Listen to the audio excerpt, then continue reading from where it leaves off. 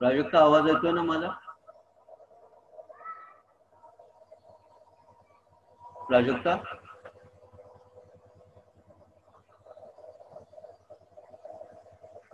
आवाज येतोय का? हो सर. हॅलो,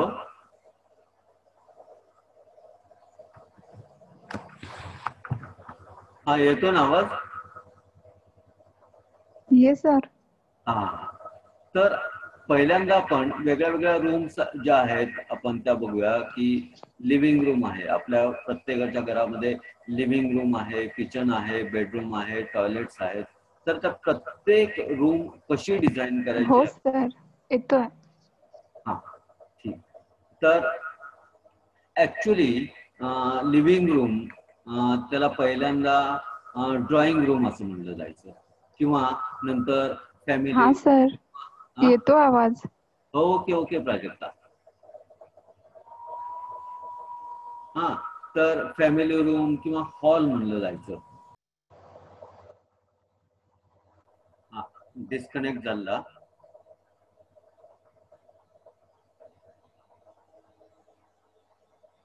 हा,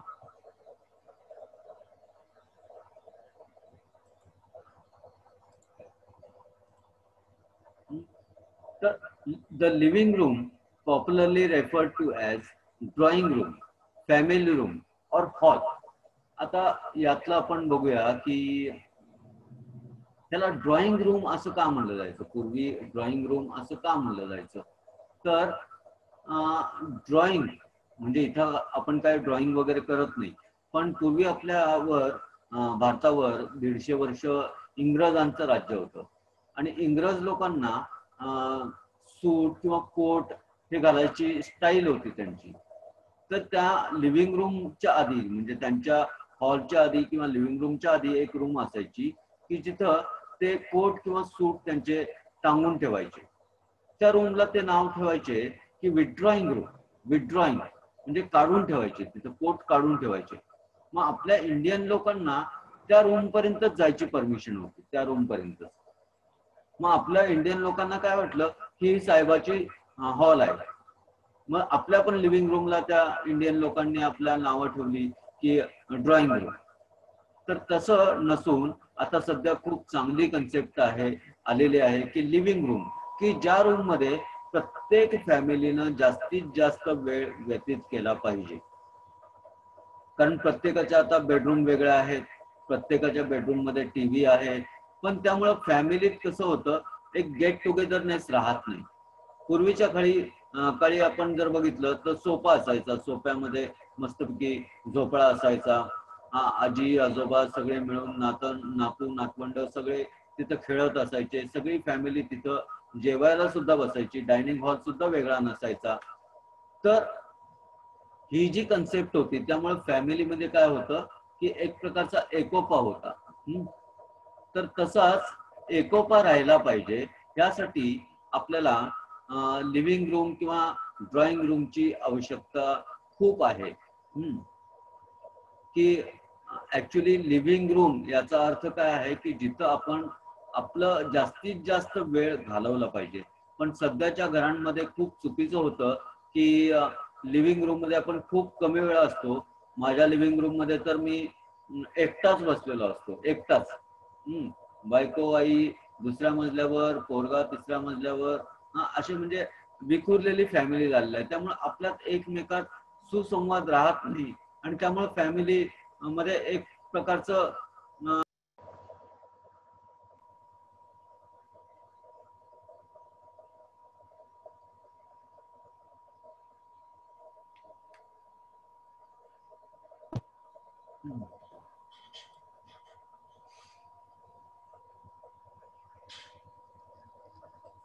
तर परत स्क्रीन मी शेअर करतो.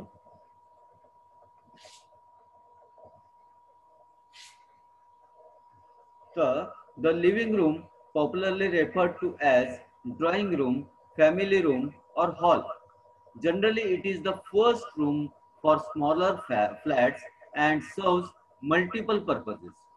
की कुठल्याही छोट्या घरांमध्ये ही लिव्हिंग रूम ही पहिली रूम असते, आणि ती एक खूपशे वेगवेगळे पर्पजेस ते सॉल्व्ह करत असते. मग कुठले कुठले आहेत पर्पज ते आपण बघूया. Living room is an area use for entertaining. Living room मध्ये जनरली टीव्ही असला पाहिजे, ऑडिओ सिस्टीम असली पाहिजे, मस्तपैकी तिथं कराओके सिस्टीम असली पाहिजे, आपण तिथं गाणी म्हणत बसलं पाहिजे. पण जनरली आता ते होत नाही आहे. दुःखद गोष्ट आहे की आपल्याला प्रत्येकाची बेडरूम वेगळी मिळाल्यामुळं प्रत्येकाच्या बेडरूम मध्ये टीव्ही असतो, त्यामुळे आपापल्या रूम मध्ये जाऊन बसतात. पण लिव्हिंग रूम ही एक कॉमन एरिया आहे. The living room is a common area for all the members of the family. प्रत्येक फॅमिली मेंबर्सची ही कॉमन एरिया आहे. It is generally use for receiving peoples, entertaining guests, relaxing, occasional dining and study, listening music, watching TV and video. कुठलाही घरात पाहुणा आला तर तो काय डायरेक्टली आपल्या बेडरूम मध्ये किचन मध्ये जाणार नाही. पहिल्यांदा कुठे येणार आहे? तो लिव्हिंग रूम आहे, लिव्हिंग रूम मध्ये येणार आहे. त्यामुळं आपल्या घराची लिव्हिंग रूम ही आपल्या घराचा एक प्रकारचा आरसा आहे. ती रूम जेवढी चांगली असेल तितकं आपण त्या घराला चांगलं म्हणणार, किंवा ते घराचं स्टेटस आपलं बनवूया, किंवा त्या घराचे फायनान्शियल कंडिशन ती दाखवते, किंवा लिव्हिंग रूम जी आहे ती घरातल्या लोकांची आवड कशी आहे ही दाखवते. हे सगळं लिव्हिंग रूम मध्ये होतं. मग आपण लिव्हिंग रूम मध्ये लोकांना किंवा पाहुण्यांना बसवतो, किंवा तिथं एंटरटेन करतो, चहा पोहे देतो, रिलॅक्स करतो, किंवा खूप वेळ आपण लिव्हिंग रूम मध्ये जेवत सुद्धा असतो, काही वेळेला अभ्यास सुद्धा करत असतो, म्युझिक आपण तिथं ऐकतो, किंवा टीव्ही बघतो, व्हिडिओ बघतो. द कन्सिडरेबल होस्ट और hostess plans for the comfort of guest. की कुठलीही घरातली स्त्री असेल किंवा माणूस असेल, ते घरामध्ये पाहुणे आले की त्या पाहुण्यांच्या कम्फर्टचा विचार पहिल्यांदा केला जातो. तर तो कम्फर्ट लिव्हिंग रूम मध्येच व्यवस्थित होऊ शकतो.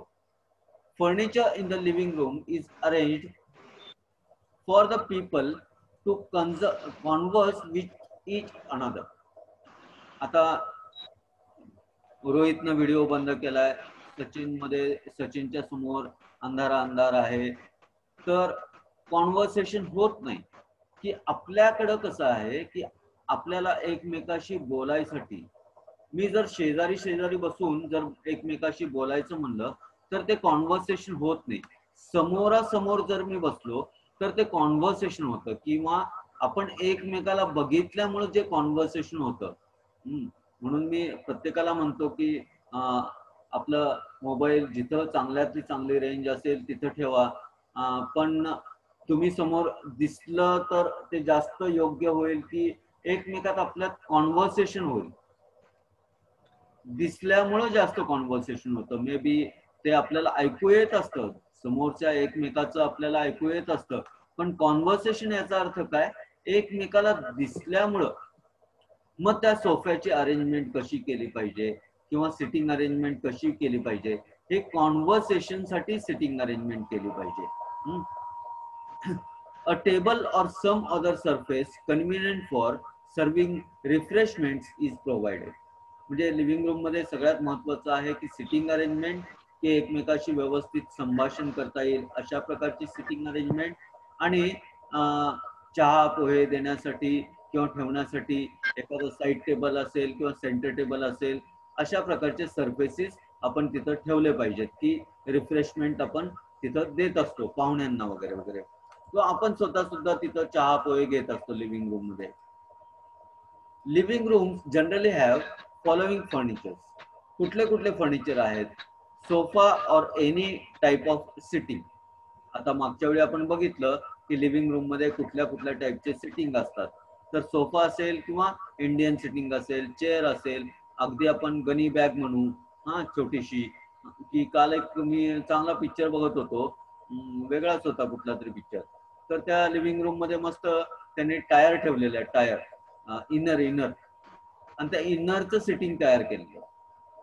खूप सुंदर वाटलं मला ते. मराठी मूवी होता कुठला तरी, पण इनर ठेवलेला एकावर एक रचून, आणि त्यावर ते सिटिंग केलेलं खूप चांगलं वाटलं, ते वेगळं काहीतरी.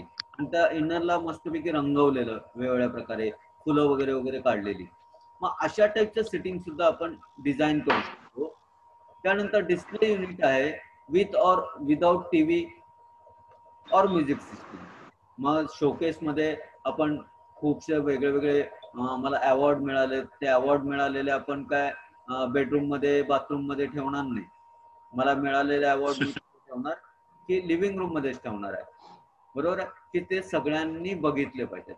शेवटी माणसाचा स्वभाव कसा आहे की एक लक्षात घ्या, दुःखात आपल्या बरोबर कोणीही नसलं तरी चालू शकतं दुःखात, पण आनंद हा शेअर केलाच पाहिजे. की काल तुम्ही सगळ्यांनी मला विश केलं, आज रोहितनं पण विश केलं की मी वाढदिवस साजरा केला, तर मी त्यासाठी मग ते स्टेटस ठेवलं की मी माझा झालेला आनंद मी शेअर केला. आणि तो शेअर केल्याने जो आनंद मिळतो तो खूप महत्वाचा आहे. बरोबर आहे. दुःख हे प्रत्येकालाच असतं, कुठल्या कुठल्या वेगळ्या वेगळ्या प्रकारचं दुःख असतं, पण ते आपण शेअर नाही करू शकत किंवा त्यातून काय वेगळं काही होऊ शकेल असं वाटत नाही. पण आनंद जो आहे तो आपण टाळ्या वाजवतो, याचा अर्थ काय करतो की आपण आपला आनंद व्यक्त करतो. मग मला अवॉर्ड जे मिळाले ते अवॉर्ड मी कुठे ठेवणार आहे? लिव्हिंग रूम मध्येच ठेवणार आहे की हा मी ह्यात अचीव केलेलं आहे. बरोबर आहे. तर दॅट इज मग तशा टाईपचं आपल्याला डिस्प्ले युनिट असेल, सेंटर टेबल असेल, साईड टेबल्स असतील, कॉर्नर टेबल असेल, काही लोकांना पिण्याची वगैरे सवय असेल तर तिथं बार असेल, बुककेस असेल, टीव्ही म्युझिक सिस्टीम असेल. म्हणजे टीव्ही युनिट जर त्यामध्ये नसेल तर वेगळ्या टाईपचं आपल्याला म्युझिक सिस्टीमचं एक टेबल तयार करावं लागेल. तर हे जे आहे हे सगळं फर्निचर लिव्हिंग रूम मध्ये असणं आवश्यक आहे. आता ही लिव्हिंग रूम प्लॅन करताना आपण कशा टाईपने केली पाहिजे? लिव्हिंग रूम आपण प्लॅनिंग करायची आहे, तर त्यासाठी planning of a living room. After understanding the functions you can plan the living room on the following points. कुठले कुठले पॉइंट्स मध्ये आहेत लिव्हिंग रूम आपण प्लॅन केली पाहिजे हे आपण बघूया. सगळ्यात पहिल्यांदा make the list of all furniture use in the living room. सगळ्यात पहिल्यांदा काय केलं पाहिजे, आपण त्या लिव्हिंग रूम मध्ये कुठलं कुठलं फर्निचर वापरणार आहे हे त्याची पहिल्यांदा लिस्ट केली पाहिजे.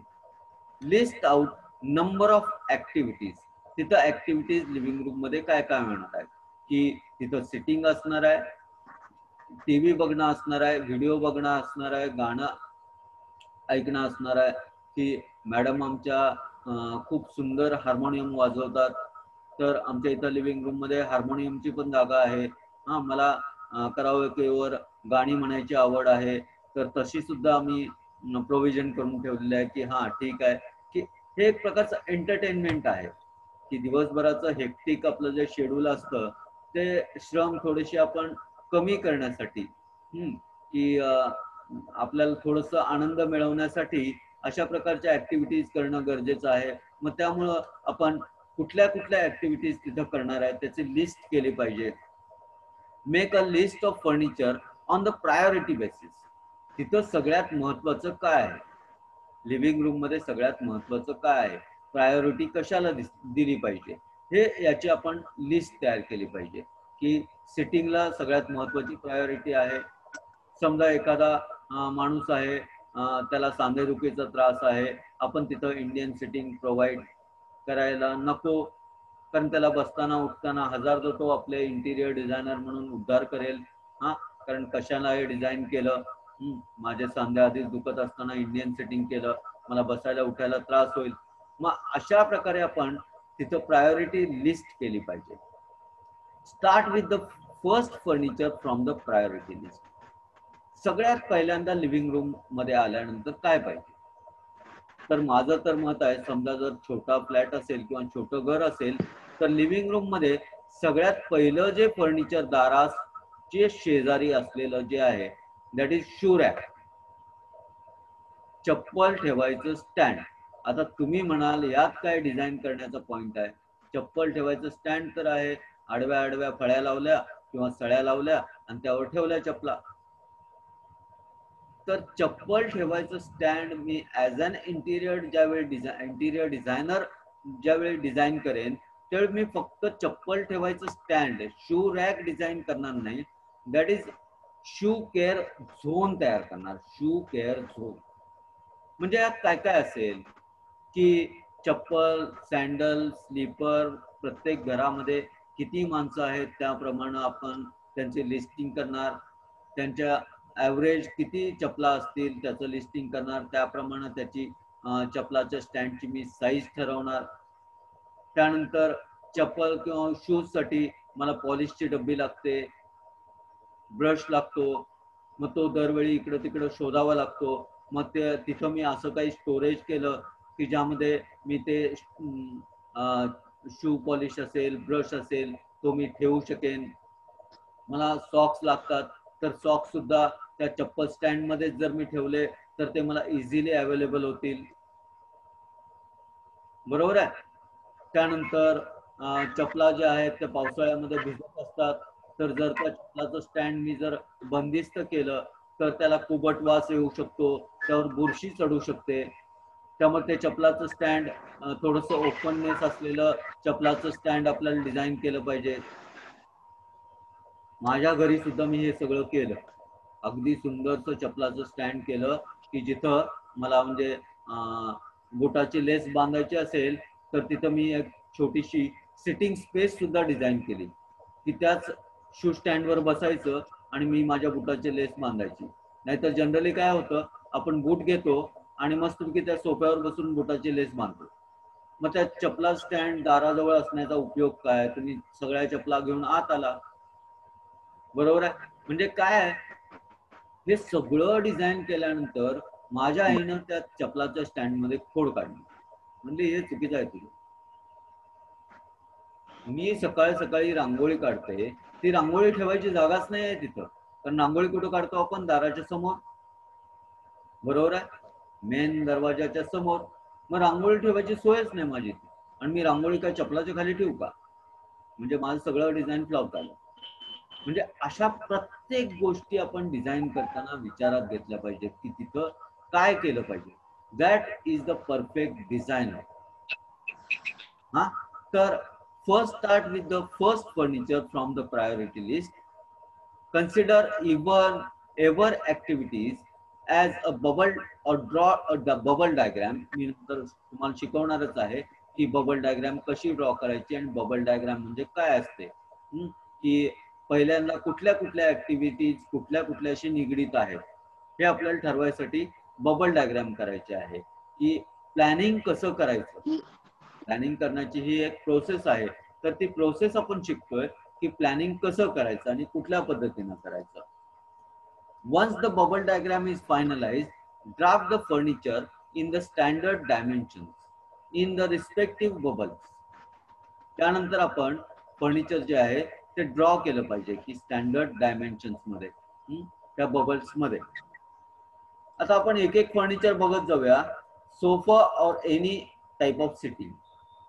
Sofa can be use in single और मल्टिपल्स. सिंगल सीटर सोफा असेल, 2 सीटर असेल, 3 सीटर असेल, 4 सीटर असेल और मल्टिपल सीटर सोफा असेल. Using the combination of sofas, you can plan the arrangement of sitting. तुम्ही सोफ्याचं जर कॉम्बिनेशन केलं तर तुम्ही व्यवस्थित त्या सिटिंगचं कॉम्बिनेशन करू शकाल. सगळ्यात महत्वाचं आहे की बसल्यानंतर आपल्याला आपल्या शरीराच्या कुठल्या अवयवाची सगळ्यात जास्त अडचण होते. प्राजक्ता सांग, बसल्यानंतर आपल्याला अडचण कशाची वाटते? मस्त गुबगुबीत सोफा आहे, व्यवस्थित आहे, आणि बसलो आपण त्यात, तर अडचण कशाची वाटते? बसल्यानंतर सगळ्यात महत्वाची आपल्याला अडचण येते ती हात कुठे ठेवायचे. आपण बघा एसटीत मस्तपैकी बसलो, लक्झरीत बसलो, हात कुठे ठेवायचे बसल्यानंतर? कधी असं बसतो, कधी असं बसतो, कधी असं बसतो. म्हणजे अडचण कशाची होते? बसण्याची अडचण होत नाही, बसलेलो तर असतो आपण, पण हातांची अडचण जास्त होते. त्यावर मला एक पु ल देशपांडेंची कथा आठवली की पु ल देशपांडे एक दिवस विमानानं लंडनला चाललेले असतात. मग पु ल Deshpande is a great character. मग ते त्यांनी इंटिरियरचा कसा अभ्यास केला काय कळलं नाही मला, की त्यांना कसं जाणवलं की हाताची अडचण कशी होते.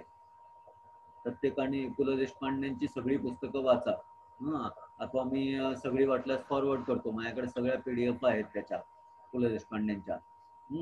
तर आपली भारतीय माणसाची सवय, किती रिझर्वेशन असलं तरी त्या विमानात चढताना गर्दी.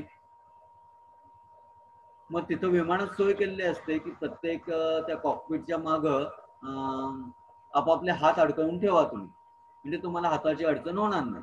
ओके, सगळेजण आपापले हात अडकवून ठेवतात. लंडनला विमान उतरतं, परत झुंबड. इंडियन माणूस झुंबडीशिवाय दुसरं काय नाही, ओळीत शिस्तीत काही नसतं.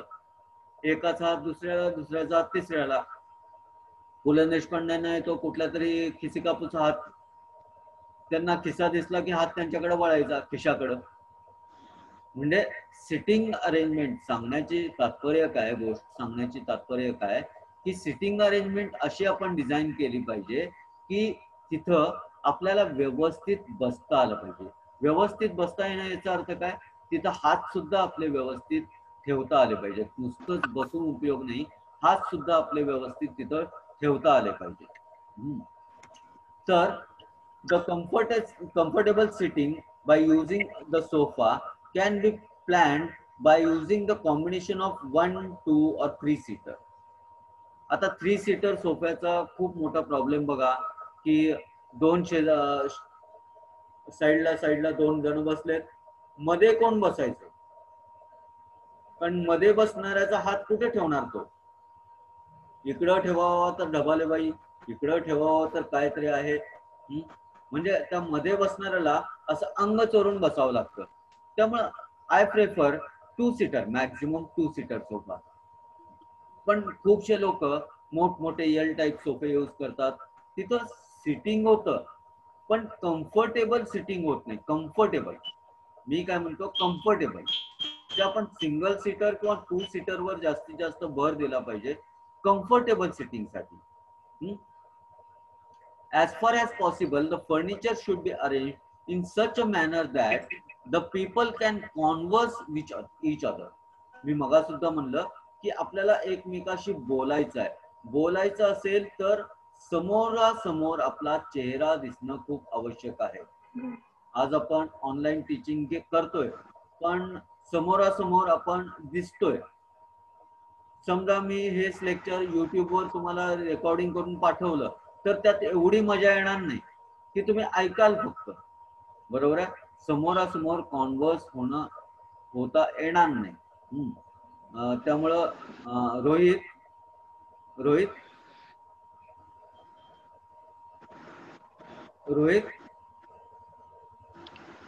हॅलो, येतोय सर, आवाज येतोय? हा, आवाज येतोय. पण आता जे मी म्हणतोय ना कॉन्व्हर्सेशन म्हणा, तर मोबाईल जिथं रेंज असेल, असं जर व्हिडिओ जर ऑन असेल तर ते जास्त बरं होईल की मी कॉन्व्हर्सेशन करू शकेन. कॉन्व्हर्सेशन म्हणजे तुमचे जे सर, मी व्हिडिओ ऑन केला की बँडविड्थ कमी होऊन जाते. कमी होते, पण मला रेंज कमी आहे सर खूप इथं. हा, रेंजचा प्रॉब्लेम, रेंज कमी आहे खूप. बर ठीक आहे. पण ठीक आहे, कॉन्व्हर्सेशन. मी रविवारी खूप वाट बघितली रोहित तुझी, तू येतो म्हणलेला. मी आलोच नाही सर, इथेच होतो. ठीक आहे. आता आपण क्रिसमसला भेटूया. क्रिसमसला भेटू. क्रिसमसला चालेल. माझं लेक्चर समजतंय ना सगळ्यांना सचिन?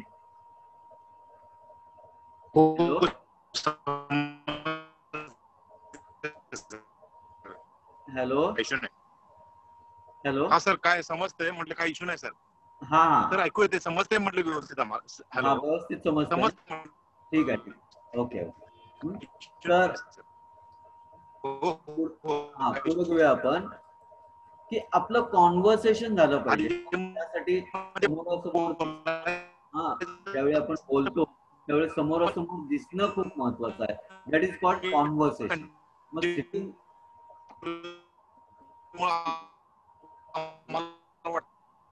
सिटिंग अरेंजमेंट करताना आपण अशा पद्धतीने केली पाहिजे की तिथं कॉन्व्हर्सेशन झालं पाहिजे.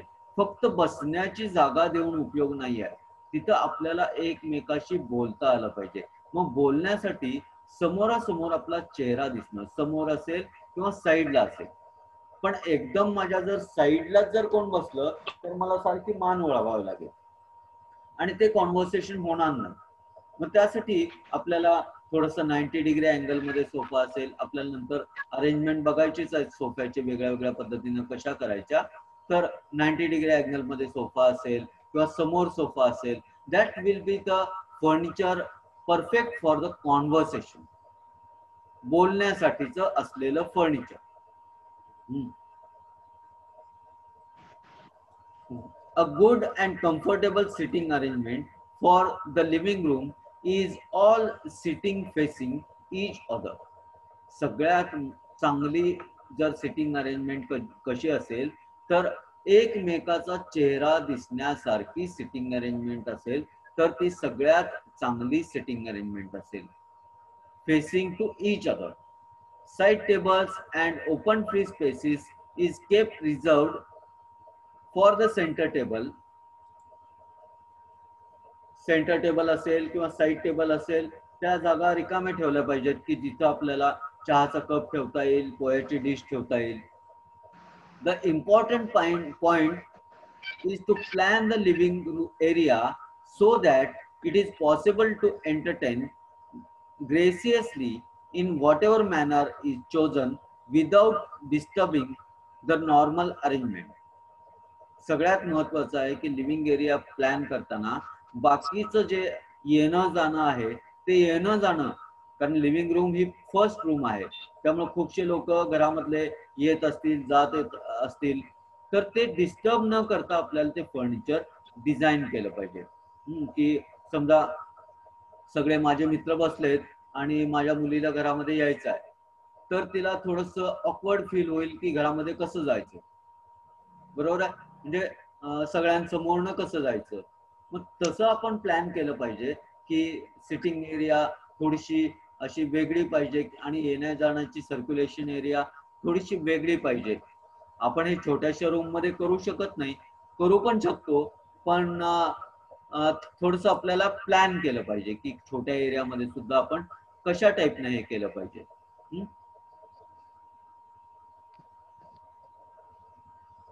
The sitting can be given in the corner of the room to save the space in the room. Sitting जे आहे ते आपण एखाद्या रूमच्या कॉर्नरला सुद्धा देऊ शकतो की त्यामुळे रूम मधली जागा जी आहे ती वाचू शकते. पण but care should be taken that the corner table used should have shape to provide comfortable sitting at the corner seat. ज्यावेळी मी लेआउट सांगेन त्यावेळी लेआउट मध्ये सुद्धा दाखवेन की कॉर्नर टेबल जे आहे ते कॉर्नर टेबल आपल्याला खूप चांगल्या पद्धतीनं व्यवस्थित डिझाईन केलेलं असलं पाहिजे. की अक्षय खूप वेळ करतोस रे.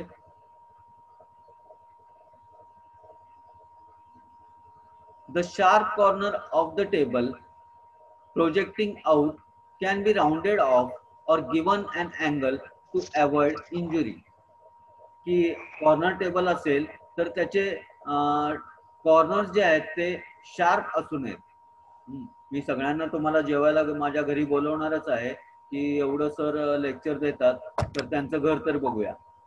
आज तुम्हाला वाटणं साहजिकच आहे, त्यामुळे सगळ्यांना मी घरी जेवायला बोलवणार आहे आणि मी माझ्या घरचे प्रॉब्लेम डिझाईन करतानाचे झालेले ते सगळे आपल्याशी डिस्कस करणार आहे. म्हणजे डिझाईन कसं चुकीचं सुद्धा असू शकतं हे माझ्यावरनच तुम्हाला कळेल की चुकीचं डिझाईन करणारा डिझायनर. पण म्हणजे की माझं सेंटर टेबल आहे त्याचे कॉर्नर्स एकदम शार्प आहेत, मलाच 10 लागलेले आहे गुडघ्याला. पण ते सर्कमस्टन्सेस वेगळे होते, कशामुळे केलं काय केलं ही गोष्ट वेगळी होती. ठीक आहे, उद्या मी 6:30 परत लेक्चर घेतो. अक्षय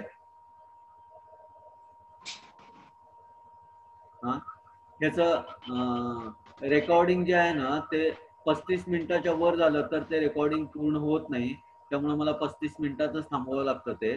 हा, त्यामुळे आता मी आजचं लेक्चर थांबवतोय. उद्या परत 6:30 वाजता भेटूया आपण, शार्प 6:30 वाजता सगळ्यांनी. आज जसं जॉईन झाला खूप आनंद वाटला, सगळेजण जॉईन झाला. उद्या करेक्ट 6:30 वाजता भेटूया. याच्या पुढचं आपण कंटिन्यू करूया लिव्हिंग रूम मधला. ओके तर वर्डची फाईल जरा ग्रुप मी पाठवतो आता थोड्या वेळातच पाठवतो मी. हा थोड्या वेळात पाठवतो. Please sir. हो हो ओके हो हो Bye. चालेल सर. Okay good night.